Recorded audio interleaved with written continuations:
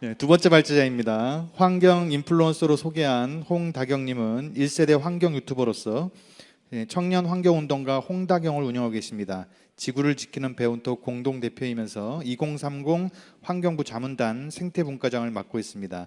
쓰레기산에서 춤을이라는 책의 저자이시기도 합니다. 홍다경님을 모시겠습니다.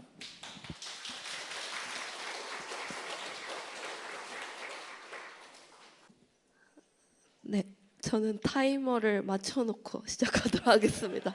네, 20분 딱 맞춰서. 네, 안녕하세요. 저는 지금 인플루언서로 활동 중인 홍다경입니다. 제가 오늘 준비한 이야기는 청년이 보는 지구위기와 샛별 내용으로 준비를 했습니다. 샛별이라는 단어는 다들 어떤 의미인지 아시죠?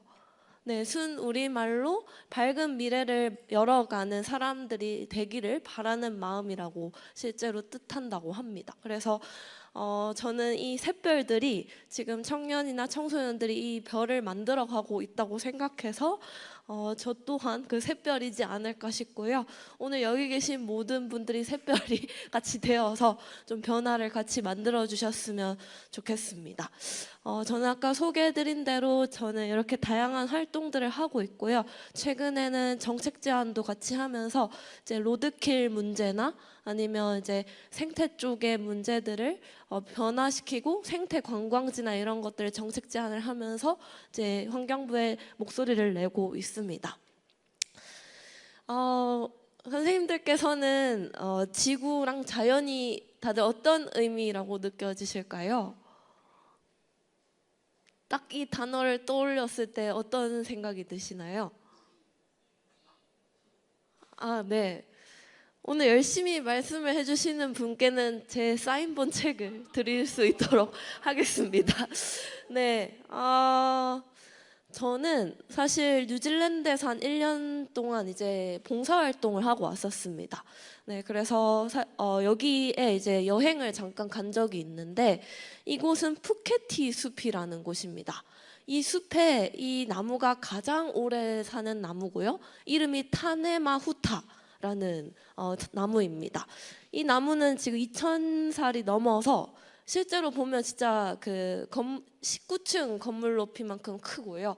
네, 그리고 여기 이 나무에 살아가는 생태계가 200여 종의 식물도 넘지만 많은 그 생물 다양성들이 존재하는 나무라고 볼 수 있습니다. 그래서 나중에 뉴질랜드 가시면 이 나무를 꼭 보러 가셨으면 좋겠어요. 이 카오리 나무 자체가 뉴질랜드에 많이 사라졌던 이유가 영국이 예전에 식민지화 되면서 이 나무를 다 뱄어요. 그래서 겨우 살아남은 나무들이 푸케티 숲 안에 있는 이 나무입니다. 이 나무를 보고 저는 느꼈던 것 같아요. 나무 하나로 느꼈던 거는 모든 생명들을 다 품어주는 그 아름다움? 인간은 그런 존재가 될 수 없을까? 그런 생각을 하면서 뉴질랜드에서 자연을 오로지 느끼고 왔습니다.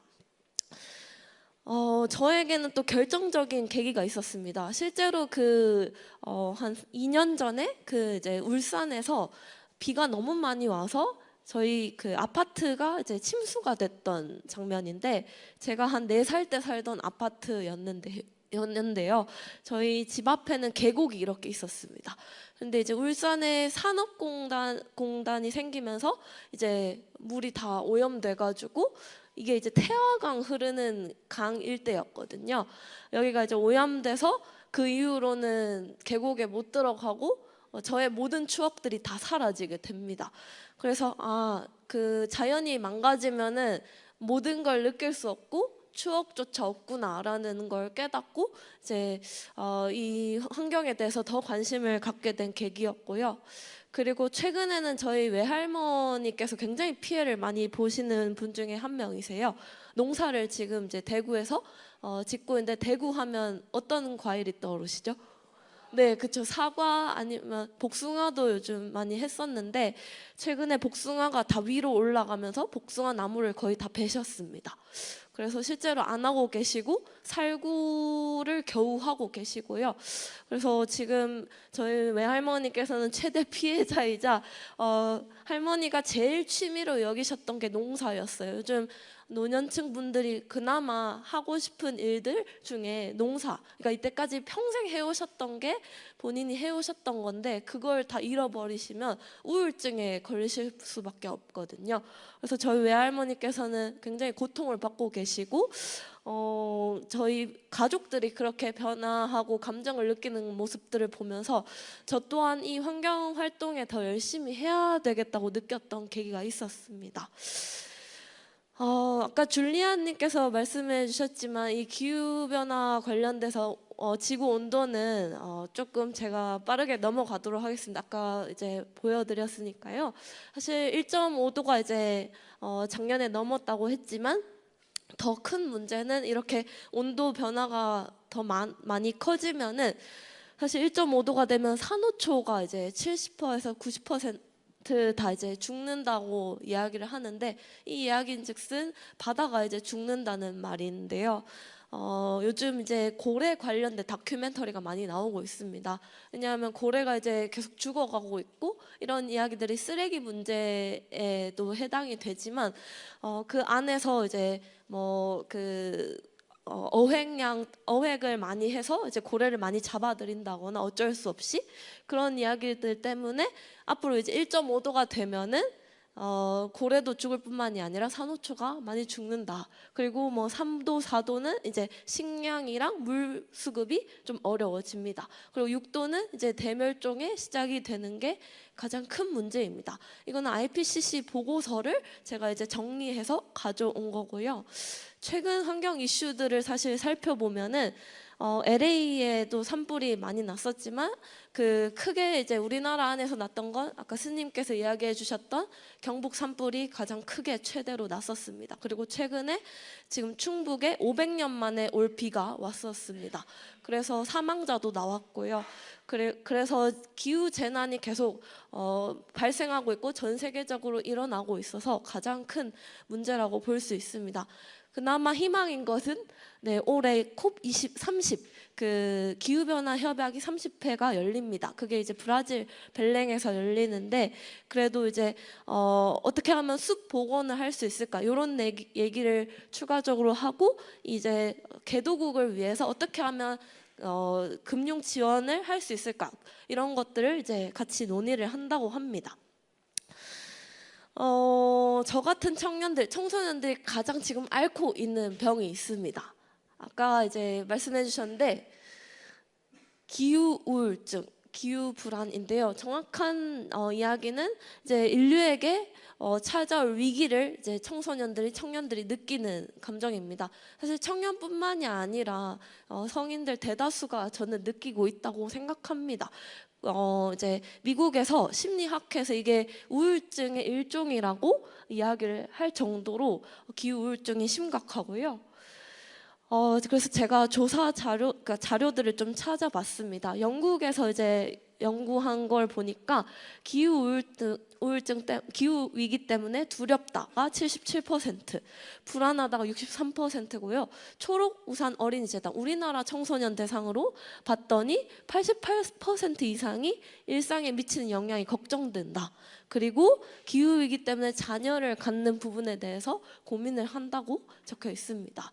저 또한 이제 결혼을 꿈꿔야 될 나이라서 이 부분에 굉장히 고민이 되는 연령대고요. 그리고 세이브 칠드런은 아마 많이 아실 것 같습니다. 어린이들을 위해서 많이 활동하는 NGO 단체인데요. 여기서 작년에 또 조사를 했습니다. 1,000명을 대상으로 이제 조사를 했는데 청소년 900명, 그 나머지 청소년 900명, 이제 성인 1,000명 이렇게 해가지고 조사를 했는데 어떤 결과가 나왔을까? 평균적으로 92% 넘게 이제 기후 위기를 걱정하지만 무려 이제 2020년 대비 27.7%가 상승을 했다고 합니다. 근데 이제 청소년들이 가장 크게 피해를 본다라고 생각하는 사람이 어민들 그리고 그 다음에 청소년, 아동들이라고 합니다. 이게 이제 청소년들을 제가 교육을 하러 다니면 그들이 이제 하는 얘기가 이겁니다. 선생님, 저는 폭염이 가장 걱정돼요. 전 더운 게 너무 싫고요. 운동장에 나가서 뛰어놀고 싶은데 그럴 수가 없어요. 라고 할 때 이제 아무래도 폭염에 대해서 위기의식을 많이 느끼는 것 같습니다. 추우면은 껴입으면 되는데 폭염은 나가서 뛰어놀지도 못하고 너무 더워서 숨쉬기도 어려워서 이 부분이 가장 크게 와 닿는 것 같습니다. 그리고 이제 지금 청소년들은 대부분 기후위기 관련된 교육 경험이 굉장히 높습니다. 학교에서 의무 교육으로 요즘 또 하고 있고 1시간 정도는 꼭 들어야 되는 상황이고요. 그래서 제가 대부분 이제 이야기를 해보면 저보다 더 잘 알고 있는 친구들도 있고 이런 문제에 대해서 뉴스를 많이 알고 있는 친구들도 많습니다. 또 이제 유네스코에서 조사를 했어요. 해외와 한국 청소년들을 비교를 했습니다. 비교를 했더니 대한민국 청소년들은 사실 현재보다 더 나빠질 것이다, 뭐 이런 비슷할 것이다, 이런 부분에 대해서 불확실하다는 이야기가 관점이 높습니다. 이 이야기인즉슨 앞으로 미래에 대해서 더 나아질 거라고 확실성이 없다는 말입니다. 네, 그래서 이제 또 세계적으로 관점을 봤을 때는 어떨까 했더니 다른 해외에서는 그래도 확신이 있다라는 이야기를 하고 있습니다. 그리고 청년들이 환경인식 데이터 조사를 봤는데 가장 그래도 이제 이 문제 중에 어떤 문제 인식이 높을까? 우리나라뿐만이 아니라 해외 청년들이 이제 본 결과가 기후변화, 생물 다양성 손실에 가장 좀 관심이 있고 이거에 대해서 위기의식을 느끼고 있다고 합니다. 그래서 앞으로 이 기후변화 때문에 삶의 영역에 미칠 우려가 이제 해외에서는 높다고 평가가 됐지만 우리나라 청년들한테는 아직은 그래도 우려가 낮다라고 평가가 되고 있습니다. 왜냐하면 사실 뭐 비가 갑자기 많이 오고 폭염이 진행될 때는 많이 위기의식을 느끼는데 그 이후에 이제 봄, 가을, 겨울에는 그렇게 많이 안 느낀다고 하더라고요. 네, 우리나라는 4계절이 있기 때문에 그런데 저기 이제 개발도상국 같은 경우에는 폭염이 막 50도 가까이 이제 올라가면은 이게 바로 느껴지니까 이게 좀 차이가 있는 것 같습니다. 그리고 가장 큰 이제 우려 수준 중에 식수 부족, 음식 이 부분이 이제 가장 큰 문제고 실제로 지금 이제 배추 가격도 최근에 올라서 엄청 이제 소비자들이 엄청 걱정을 많이 하고 있죠. 그게 저는 이 기후 변화와 관련이 있다고 생각을 합니다. 그래서 앞에 이렇게 보여드렸던 이유가 이런 청년들이 이런 기후 변화에 대해서 큰 위기 의식을 느끼고 있고 앞으로 우리 먹거리 그리고 이제 꼭 우리 인간이 필요한 물 이 부분에 대해서 이제 정말 위기의식을 느끼고 있다는 걸 자료로 보여드리면서 저에게 자연은 어떻게 보면 삶의 이유이기도 하고 가끔은 배움을 주는 존재인 것 같습니다. 그리고 우리가 자연을 지켜야 되는 이유 중에 또 하나 더 큰 게 있습니다. 사실 생태계가 무너지면 인간에게 가장 큰 영향을 주는데요. 우리가 중학교 때 교과서에 그리고 초등학교 때 배웠던 것입니다. 먹이 그물, 네, 먹이 사슬입니다. 먹이 사슬이 이제 얽히면 그물이 되죠. 근데 여기 중에 한 개라도 없어지면 문제가 되진 않지만 이제 2-3개 정도 다 없어지면 큰 문제가 됩니다. 그게 이제 인간에게 큰 피해가 오는데요. 그게 이제 생태계 균형을 다 파괴해버리는 게 됩니다. 생태계 평형을 파괴한 사례가 제가 느낄 때는 제 관점에서는 최근에 러브버그 사태였다고 생각합니다.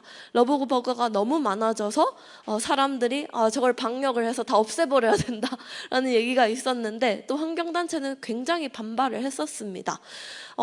왜냐하면 이제 이 러브버그 같은 경우에는 외래종이기 때문에 새들이 이제 저게 맛있는 먹잇감이야 우리의 먹거리야 라고 인지를 해야 될 시기가 필요한데 그 시기가 없었기 때문에 새들이 먹지 않는 거거든요. 그래서 그 시기를 좀 줘야 되는데 너무 많으니까 이거를 해결하기가 너무 어려워서 이제 사람들이 이거를 계속 민원을 꾸준히 넣었죠. 그래서 시에서는 민원이 들어오니까 빨리 없애야 된다는 생각에 이제 이걸 하려고 했는데 지금 환경단체랑 시랑 계속 싸우고 있습니다.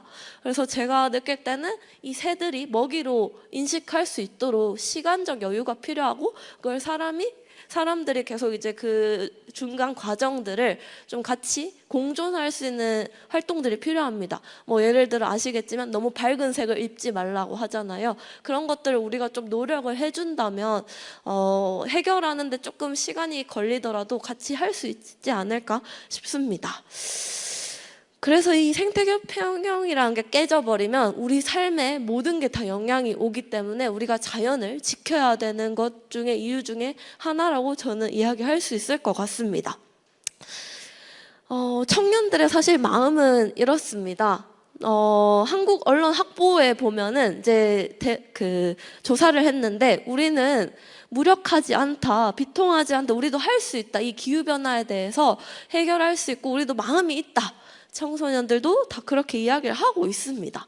그래서 지금 기업과 국가가 많이 노력을 하고 있는데 그중에 지금 현 정부에서 기후에너지부를 신설을 하겠다고 해서 에너지 고속도로와 추진을 하고 있고 그 이외에도 다른 것들을 지금 준비를 하고 있습니다. 이것들은 많이 뉴스에서 보셨을 것 같아서 넘어가도록 하겠습니다.